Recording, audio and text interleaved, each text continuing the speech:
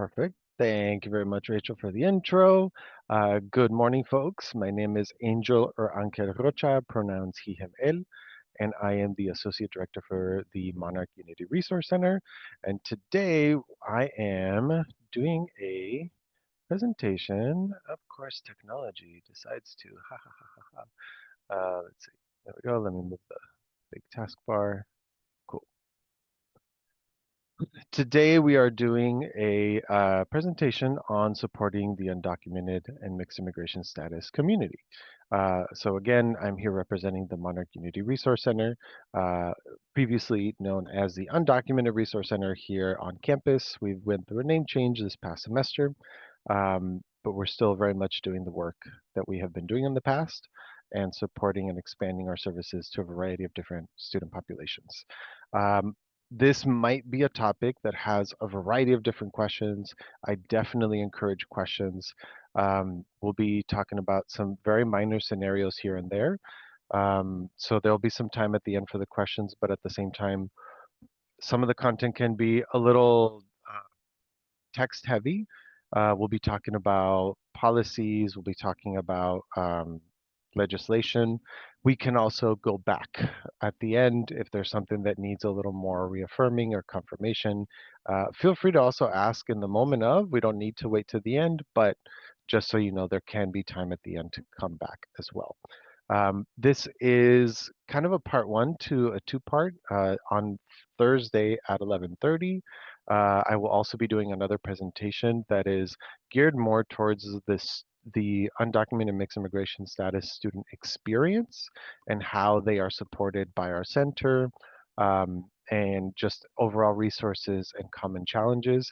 This is more terminology, legislation, and responsibilities of us as employees of the CSU for these student populations. So if this isn't exactly what you're looking for, Thursday might be more of what you're looking for, but they will complement each other as well.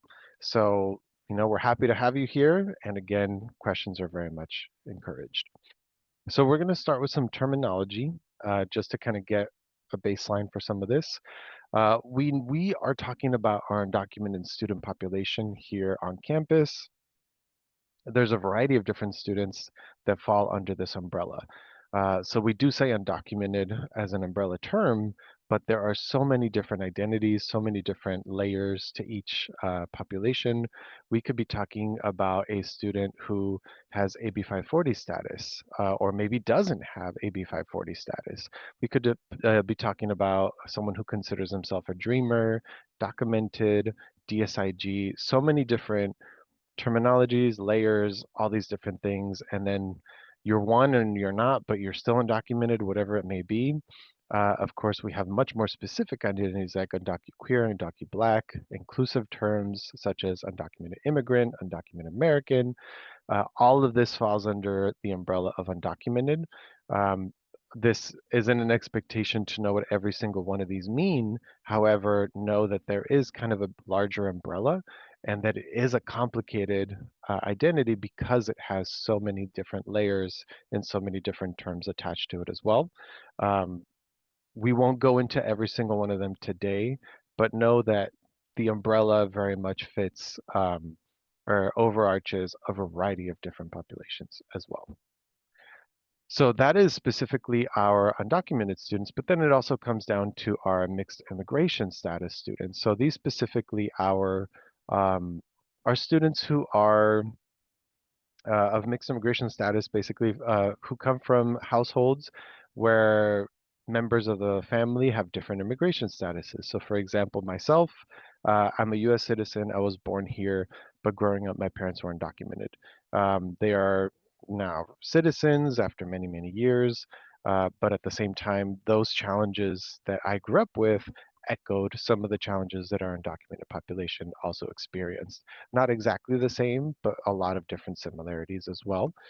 So that is also a population that very much comes into play when some of these policies and procedures and legislation that we're about to talk about um, affect our students.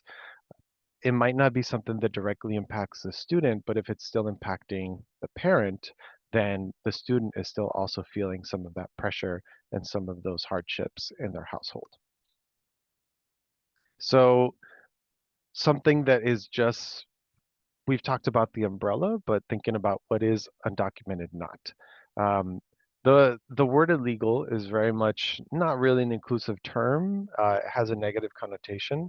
It's not one that we use here on campus, but it is something that is still written into legislation. So it is a term that is still very much thrown out fairly often when it comes to policies and procedures.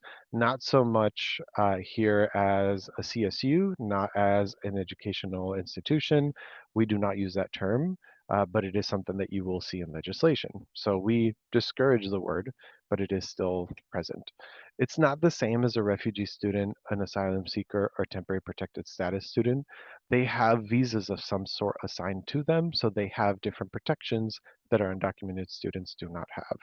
It's also not the same as an international student, as the majority of undocumented students have had their education in the US versus some of the international students, all of the international students coming from outside of it. Our undocumented students have been here for a variety of different years, possibly. Um, so it's a different situation. And it's also not the same as trans-border students, which does sometimes get kind of mixed in. These are students who have the privilege to be able to cross in and out of the country. uh, they have a variety of different challenges as well, but it isn't the same as our undocumented students where they don't have those same protections and privileges. So this is where we're probably going to get into part one of the heaviest part of our presentation and conversation. When it comes to legislation, there is plenty to discuss. So we're going to do a quick overview, and this is one that I encourage if folks want to come back to at the end, we absolutely can, just because there are so many different things. Overall, there is one major idea, and if we can get behind that major idea, I believe that it simplifies it a little bit, but it is still very meticulous and detailed. So this is the content heaviest slide for today because of all the things that there are to kind of dissect. For the most part, you can see the central idea right in the middle. Uh, in terms of for us as state employees, these are things that we also have to comply by when it comes to our students. So when it comes to federal legislation over here on the left, we can see that there is no affirmative duty on state or local entities to collect information on student citizenship or immigration status. There is no federal law that says that that needs to be collected. Instead, you'll see more on the practices of FERPA and HIPAA that say that those statuses need to be protected. So instead of collecting it and processing it for something, it's not something that we need to tie to students. It is collected for the sake of data to be able to know how many students are enrolling, how many students are filling out certain documentation, such as the California Dream Act that I'll mention in a little bit in the middle column. But for the most part, it's not something that is specifically collected for the individual students. It is just something that is used for data purposes. There is also, of course, the Privacy Act of 1974, which protects the confidentiality of student information, and that is only collected for financial aid purposes. So I mentioned again, California Dream Act, that is in the middle column, that is financial assistance available to our undocumented population. So because of the Privacy Act of 1974, it is private information. It is not something that is just labeled and kept on our, advising portals or registration portals. It is something that is kept private. And then, of course, we have the Fair Information Practice Principles, controls the sharing of personal identification information between governmental entities. So that, again, makes it so that it's not something that is just freely accessible to everyone. It is something that needs to be controlled, needs to be carefully shared or collected or protected, making it so that it's not something that can just be swept up and taken from the institution. So that's federal legislation. And as you can see, the theme here is about protecting information, protecting the student's personal information for the most part. When we get to the middle column, we have AB 540. This one is specifically just state legislations, by the way. So we're done with federal legislation. This is very specific to California specifically. AB 540 allows non-resident students who meet certain criteria to pay in-state tuition. So this can be tens of thousands of dollars in difference. Our undocumented population, some have been here since their earliest memories, but without AB 540, they would have to pay out-of-state tuition. These are also students that are not able to get access to traditional income generating opportunities, such as a job, because they're undocumented and they very likely don't have a social security number. So asking them to pay so much more is also, again, part of the challenge. So that's where AB 540 makes it so that higher education can be a little more financially accessible for our student population, our undoc student population. I mentioned California Dream Act a couple of times. Uh, our California Dream Act, Assembly Bill 130, 131, or just better known as the California Dream Act, makes it so that there are state specific grants available for students to be able to apply for that can be used for a variety of different higher education institutions. This is sometimes paired up when presented with financial aid. So financial aid and California Dream Act. And the reason being is financial aid is very much federal funds, funds that are available for students.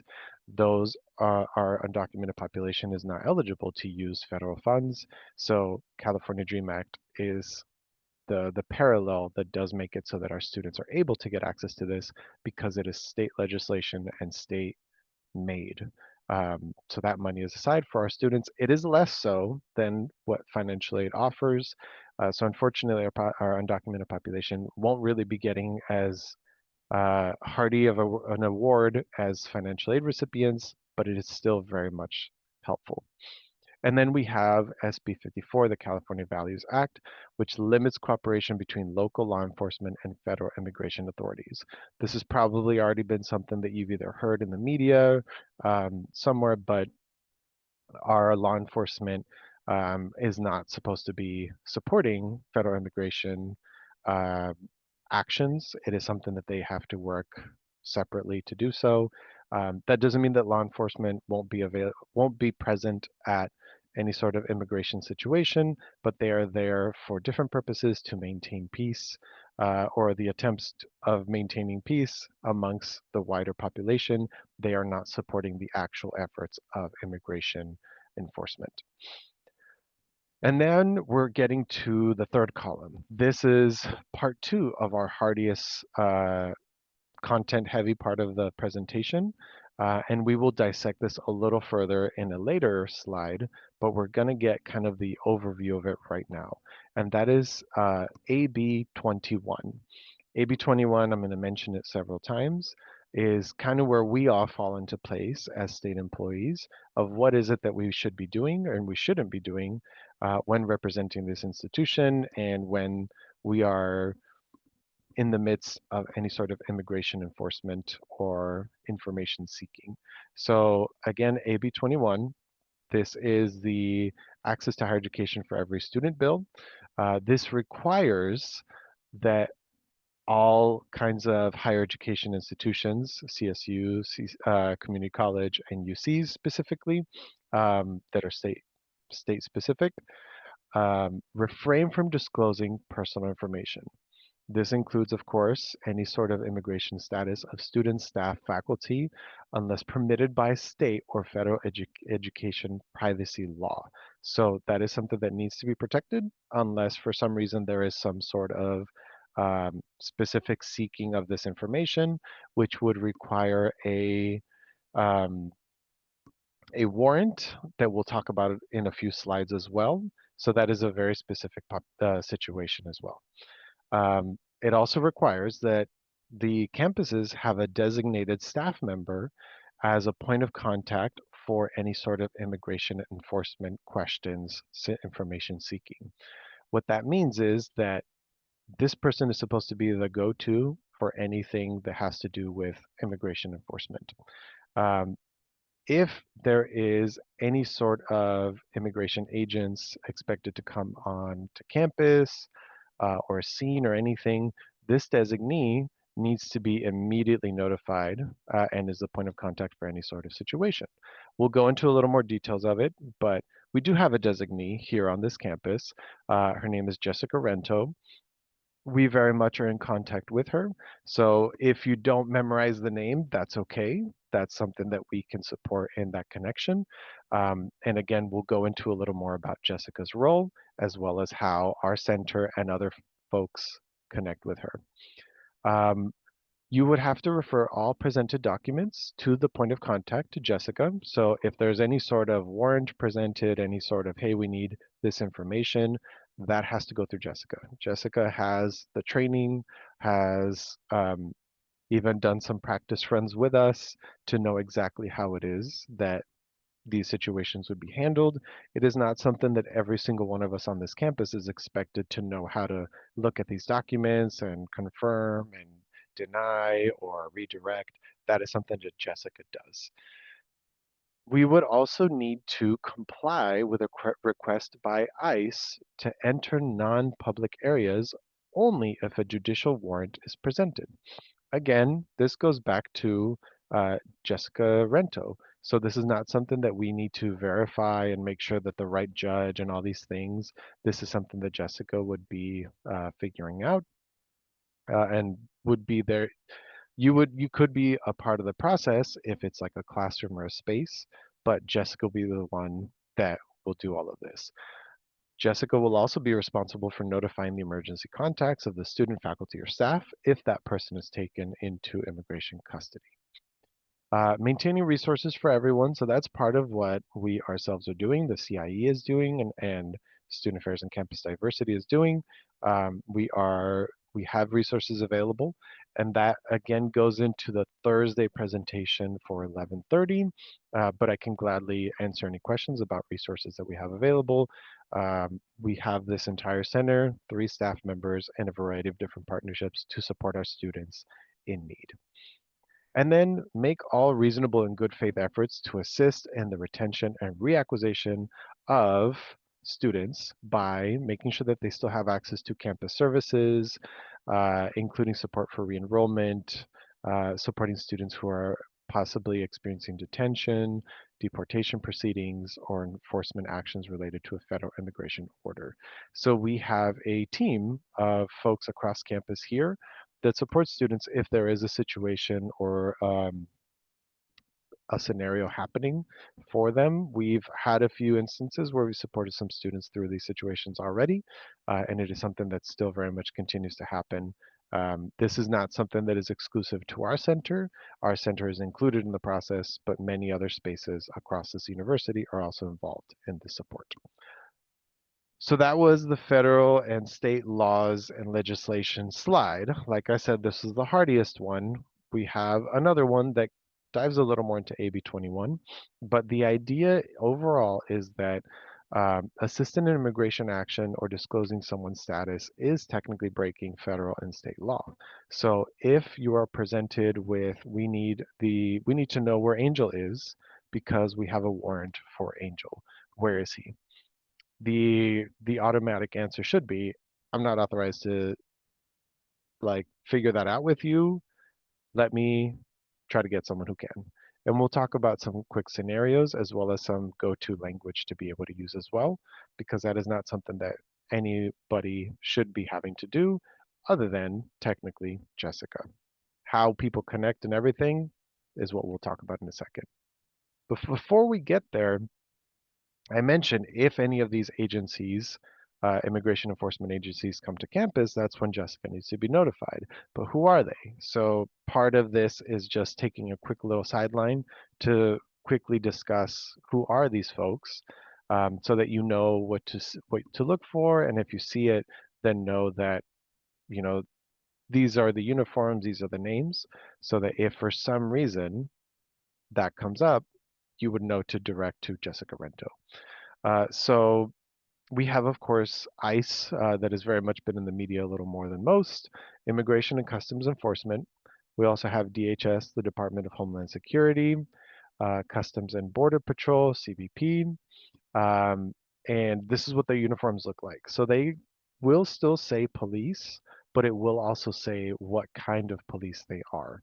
They should have this on their uniforms when they're wearing uniforms. We have seen in the media that agencies like ICE are out more in plain clothing. However, this is specifically when they're out in the community. When it comes to campuses, that's different, and we'll talk about that in a little bit. The one that is very much more prominently different is U.S. Border Patrol. For the most part, we are in San Diego. We are a border town. I myself grew up in San Isidro and Chula Vista area, so those trucks are kind of common sights. They are the white trucks with green stripes. So those are a little more of the difference.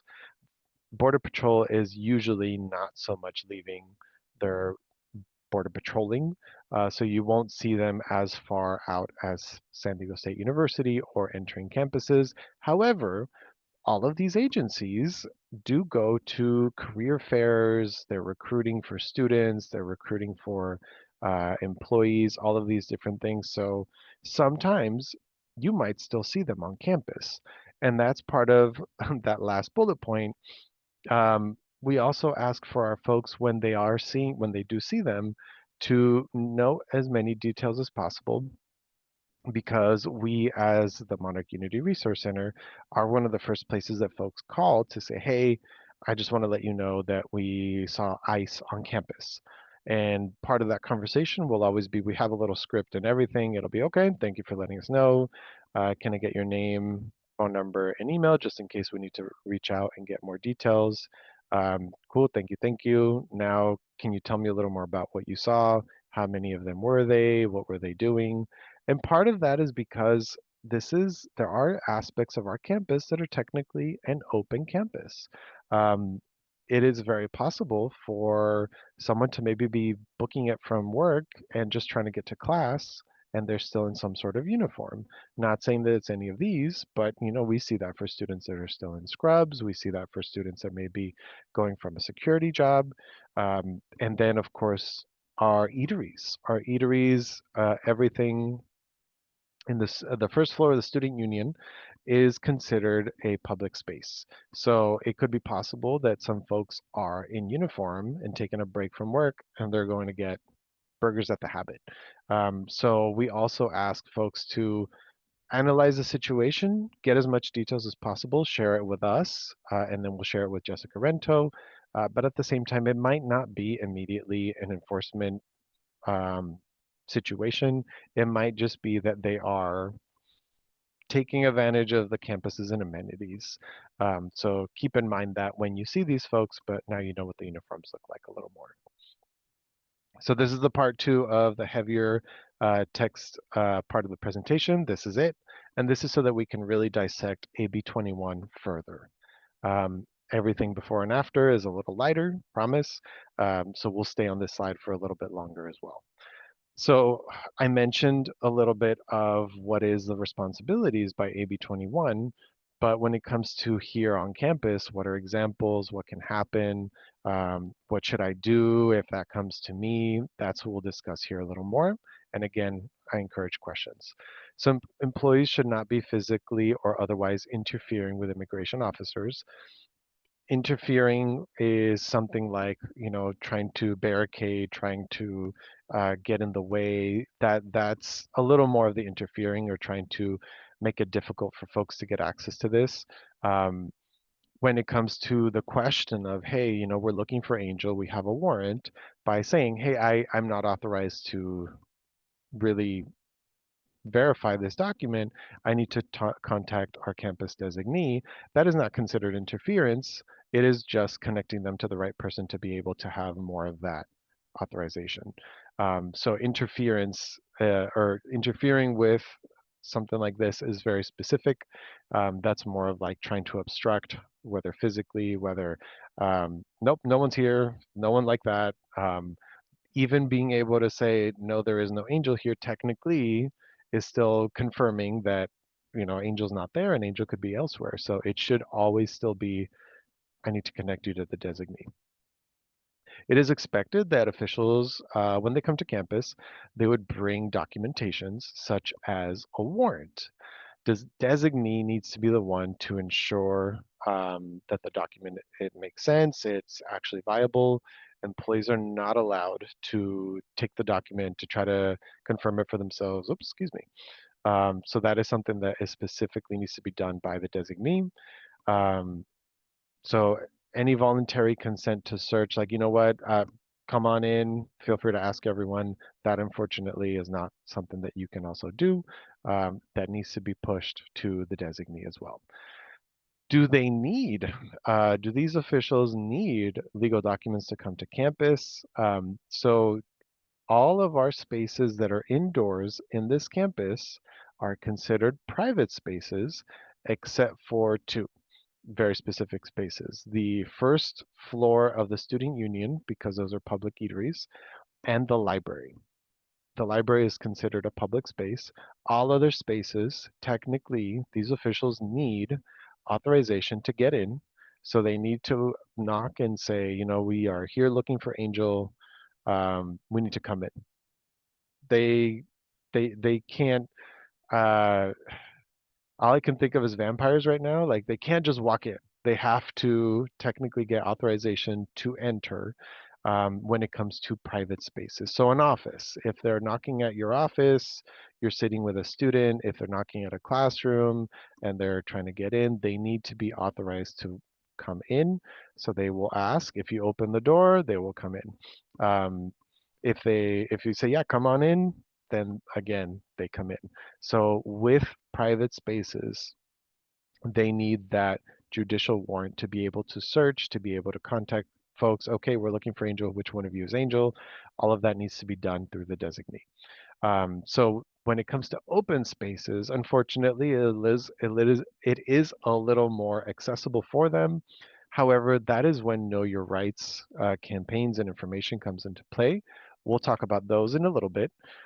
So it's still not something that just at any open space they're going to come in, or they do have the ability to do it, but they're not going to know exactly who's there. So open spaces are a little more freely accessible. However, we'll get into a little more of the details of why it is that we haven't seen them on campus already, for example. Uh, Private spaces, I mentioned, they need those legal documentations. So when it is that employees are required to notify the campus designee, that has to be immediately whenever it is any sort of enforcement is being presented to you or you are observing anything of any sort. Um, so even if you're just noticing it, again, we can be the ones to do it. Just Google search our phone number, um, Monarch Unity Resource Center, but also, the police department can also connect to the designee. They are also trained to do so. They have their steps versus ourselves as well, but they will very much just pass it on to Jessica Rento. So of course it could either be us or it could be our on-campus police department. Not the city police department, it has to be our on-campus police department who will connect to the designee. Um, so a recommended statement that we have is just if someone asks you, we're looking for Angel, we have a warrant for their arrest, where are they? Are they in your office? Are they in your class? I'm not authorized to handle your request directly. However, I can connect you with our university designee who is authorized to handle these matters. That's the very, scripted version. Of course, you can say, I'm not allowed to say, but I know who is. Let me connect you. So that's kind of the general go-to if you're ever presented that question or concern. If students see any sort of agents or anything of any concern, they should also tell faculty and staff who should be telling Jessica Rento, either through us or the police department. And then again, after hours, unfortunately, our office does close at 4, so that should very much be the police department. Um, so part of the reasoning also, when you look at all these things, why is it that these agencies haven't been coming to campus is because there are lots of steps to kind of create these obstacles. And it's not so much to be able to say that this institution is specifically leaning one way or another. It's because this is the process that is needed here. So if there is a judicial warrant that is very much looking for Angel, then Angel does need to be presented to the immigration officers. However, that's not something that can be freely done by just anyone. It has to be by designee. So it is easier for these agencies to put checkpoints out in the community, go to residential locations instead of doing it at these institutions that have so many different policies in place. So very much one of the reasons why we haven't seen them come to campus as much. Just as an FYI, this is what Jessica Rento is trained to do. It's not something that we're presenting for you all to know and try to enforce, but it's just so that you understand that there is a difference between the a warrant signed by a judge from a district court and then a warrant for removal by the Department of Homeland Security.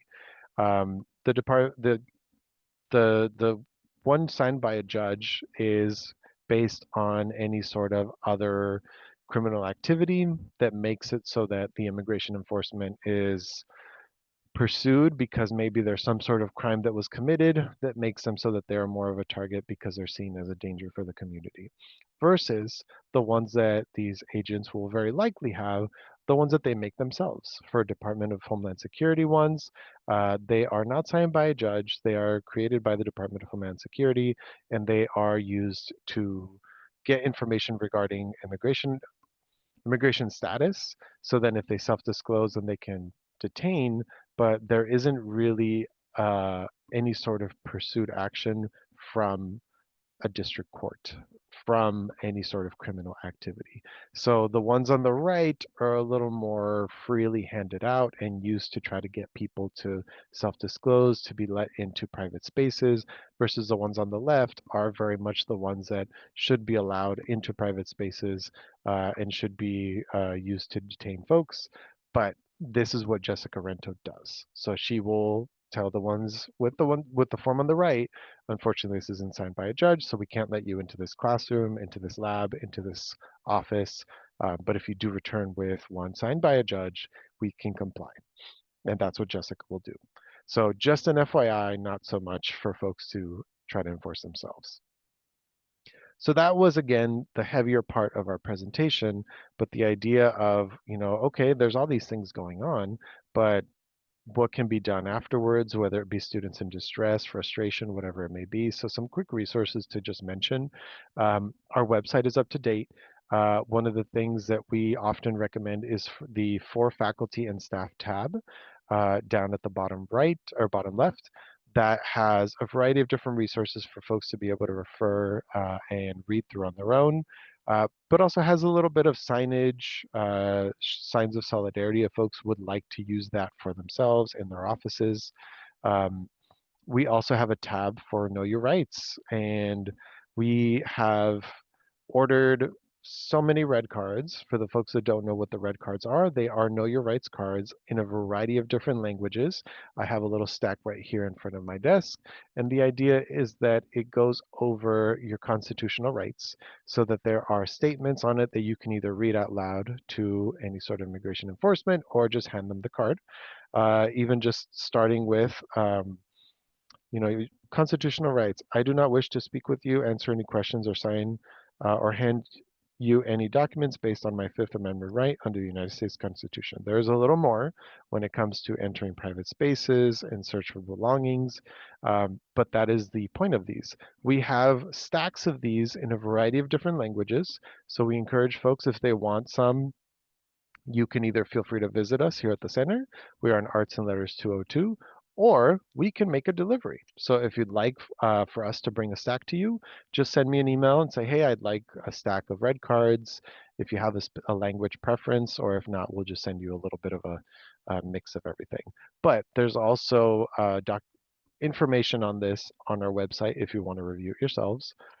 And then there are also videos. These are videos by a nonprofit organization that we've linked that come in so many different languages, which is great to be able to kind of show what does a situation look like. These are animated to break a little bit of the tension, but it is still a very heavy topic. So I just say that with caution when playing these videos. But if you see, it's from a variety of different perspectives. First, when you're experiencing the approach of immigration enforcement. But one of the ones that I very much recommend is when documenting. So if you're observing, if you're noticing an enforcement situation going on, we encourage folks to document it. We've seen, an example is here on the right, that it is happening very much even in our community, and it's outwardly. These immigration enforcements are happening to our community members. So the more that documentation is done, the more that they can be advocated for as well. So it's something that if you want to learn more about is available on our website. We also have a partnership with Higher Education Legal Services. So these folks offer free immigration legal services for our students, our staff, our faculty, and family members of such for up to 2 years after graduation for students. So it's a great resource that we very much encourage folks to utilize as well. We have an attorney that comes to the EOP office uh, across campus from us, but they are in Student Services East, and they're there every Monday, and they have appointments, but they also have walk-ins that they promote. So encourage folks to be able to check them out as well. And then we will be putting out more information about trainings on our behalf. Of course, we're doing presentations such as this. And then for the community, this is a lot of on-campus support that we're talking about, but when it comes to community, if folks are interested in learning more about community support, one of the main ones that we promote is the Rapid Response Network. This is a coalition of nonprofit organizations, as well as other organizations that come together and be able to support community members in crisis. So where if something is happening right there in the moment, if you notice someone experiencing this, or you yourself or family or whatever it may be, a quick Google search of the San Diego Rapid Response Network and a phone call to them can get you support either whether it be quick legal support, next steps of what to do now. So this is a great resource to also just keep in mind. For the folks that want to really dissect things further, there's also the Immigration Preparedness in California Higher Education Institutions policies that have been written out. Immigrants Rising is another great nonprofit organization that has compiled this as guides on how to do so. It is a lot of different information, but very handy. And then we also have our policies that were written out by our California Attorney General. This was presented in December of 2024. So still very recent on how to promote a safe and secure campus for all. So these are very much policies. This presentation is based largely on these two sources of information, as well as content provided by the Chancellor's Office. And I mentioned a little bit, if you have any interest in showing solidarity of any sort, you can, decorate your office with undocu-friendly language, undocu-friendly symbols. The monarch butterfly is very much the symbol of migration and a symbol of safety for our undocumented population.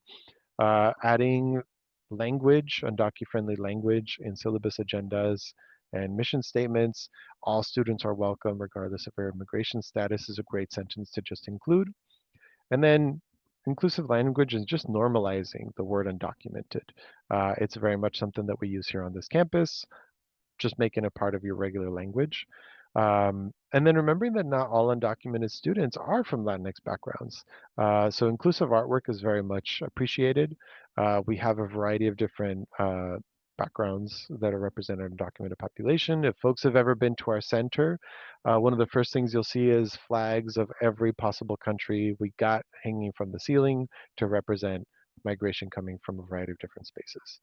And then challenging bias statements or actions, something that I continue to do for myself as well. So that's it. I know I mentioned that there could be some need for reflecting on some of the heavier slides, so I'm happy to go back. But first, any questions that I can answer? Thank you, Angel. When you were talking about the red card, you kind of mentioned that there's some verbiage on there that we can use when it comes to private spaces. Can you maybe elaborate a little bit on what you mean by private spaces and maybe what our role in those spaces is? Absolutely, yes. So I'll I'll answer that in regards to the institution and our roles, and then maybe more in like a community space and outside of this institution. So when it comes to our spaces, so for example, our office, if immigration enforcement comes to our office, they would knock, and we hear the red card. I would say is more for individualized protection. For here, it would be having to say, I cannot authorize any sort of search or any sort of documentation referral or review. I need to refer this to the designee to be able to do that um, herself.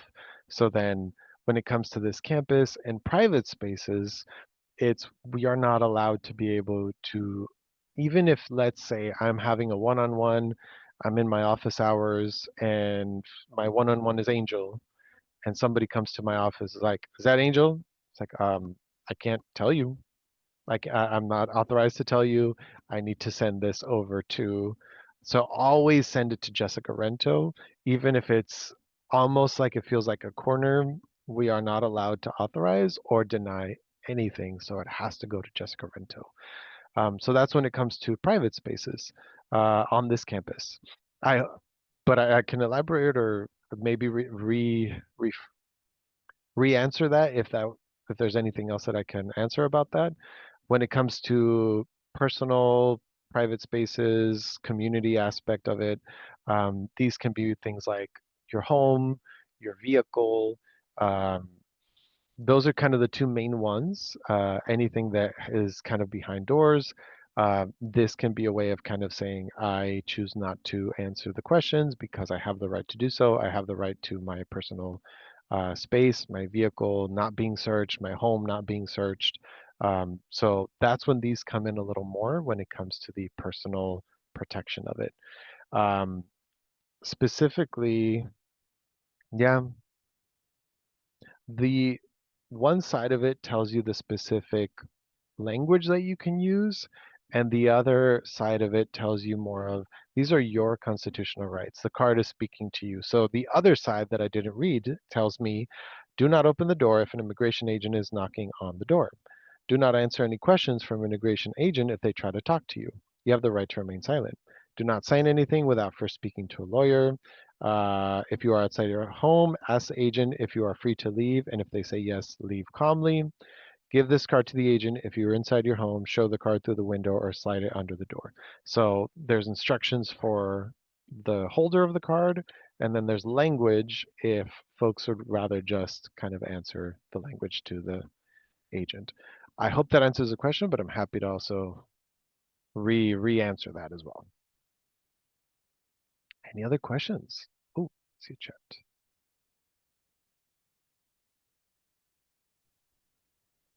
Absolutely, yes. For posters and everything, we are just getting new posters and new marketing materials since we've changed our name.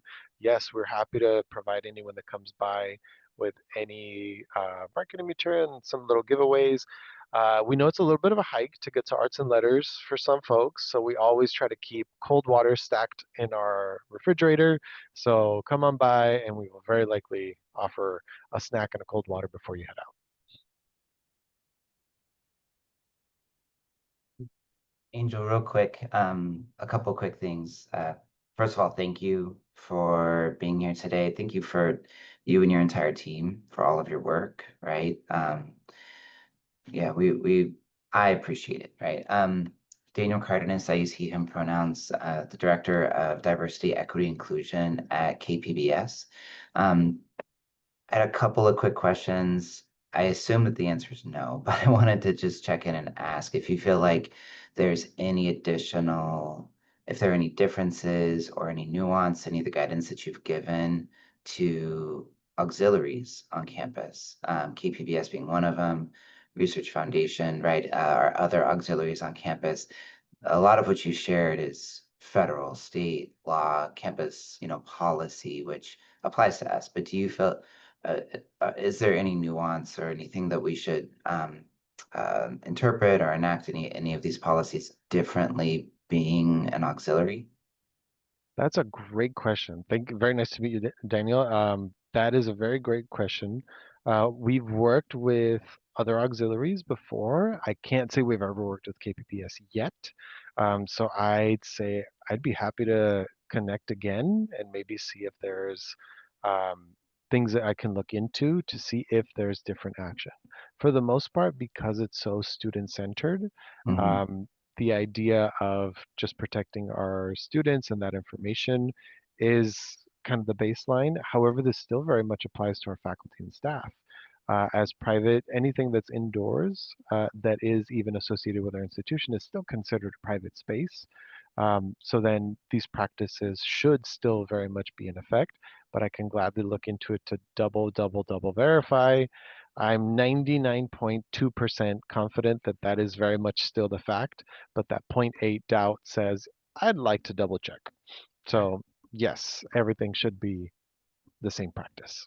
Great, thank you. And I assume so as well with KPBS is also a secure building, so it's the doors, you need to badge, entry into it. So we kind of an additional layer prior to um, any sort of officers or even the general public, right, coming in if there's inquiries, right? And we've talked about our own internal processes if we happen to be approached by federal, law enforcement in any way.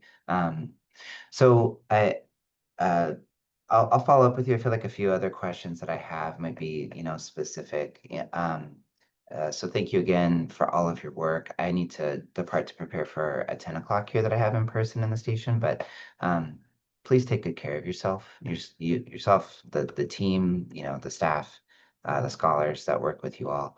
Um, and for folks who who are on the call that haven't had a chance to, I think some of the additional trainings, while the legal aspect of things are important. The policies and procedures are important. I think just like any of the resource center work that is done on campuses like SDSU, there's a human element to it, right? And I think our Undocu Ally training, the part two of this, is important to also put a face, to the scholars that are and staff, and faculty that are truly impacted by this.